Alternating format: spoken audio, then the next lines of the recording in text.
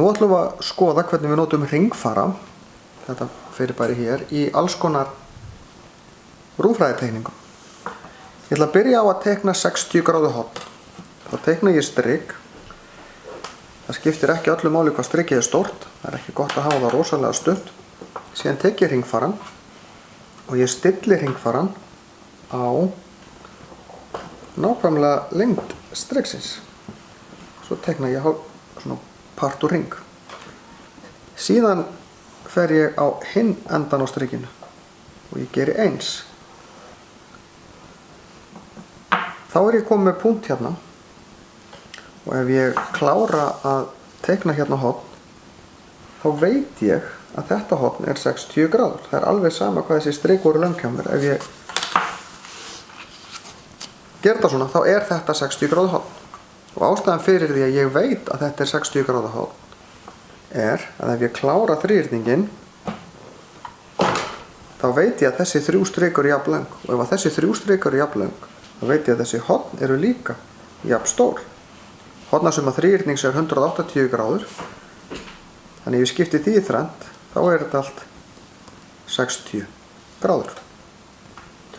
Ég get líka notað hringfara til þess að helminga horn.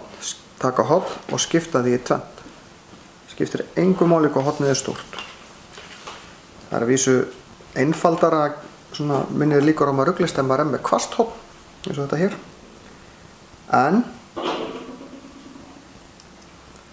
þá tek ég hringfaran og ég stilli bara á einhverja lengd, ekkert allt of mikla, og marka 2 strik. Eða má alveg gera þetta einu striki, það skiptir í raun engu máli. Síðan tek ég hringfaran með sömu lengd og í þennan punkt og marka strik hér og eins hér. Það skiptir engu máli þó ég geri bara stóra hringboga hérna. Það skiptir engu máli. Því að það sem ég hef áhuga á er þessi punktur hér. Þar sem að línurnar mínar skerast og þá get ég teiknað nýtt strik. Þetta helmingar hornið. Þetta er helmingurinn á horninu og hér er hinn helmingurinn.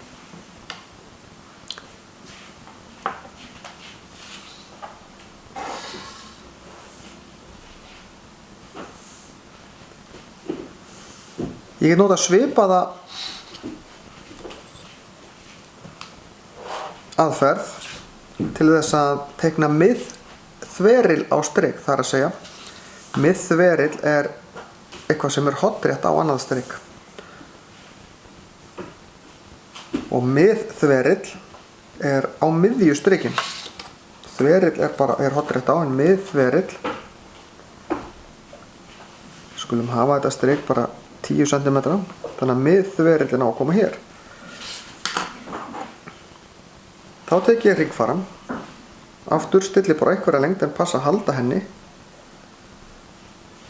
og ég teikna strik beggja vegna við. Svona. Beggja vegna við miðina mína. Síðan tek ég hringfaran og ég lengja hann. Ekkert rosa mikið meira en aðeins meira. Sett hringfaran hér og teikna alveg svolítið strik hérna. Svo færi ég hann yfir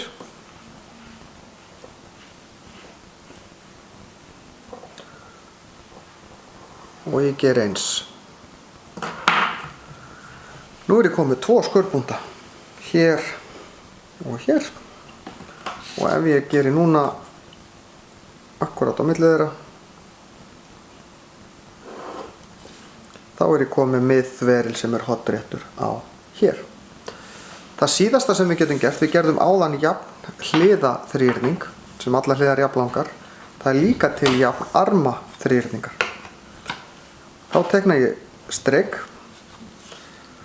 og nú þarf ég að passa mig að vera með einhverja lengd á hringfarinu mínum sem er annarkvort meiri eða minni.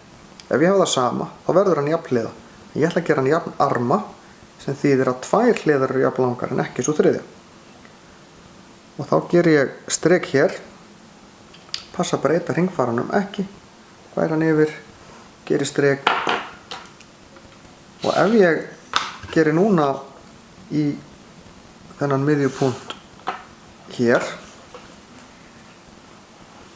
2 línur, þá veit ég að því að þær eru jafnlangt frá punktunum hérna, frá endapunktunum á strikinu, þá verður þessi þríhyrningur jafnarma. Það þýðir að þessar 2 línur hér eru jafnlangar og þessi 2 horn hér eru jafnstór. Þessi hlið er ekki jafnlöng og hinnar og ekki þetta hérna horn jafnstór og hinn 2.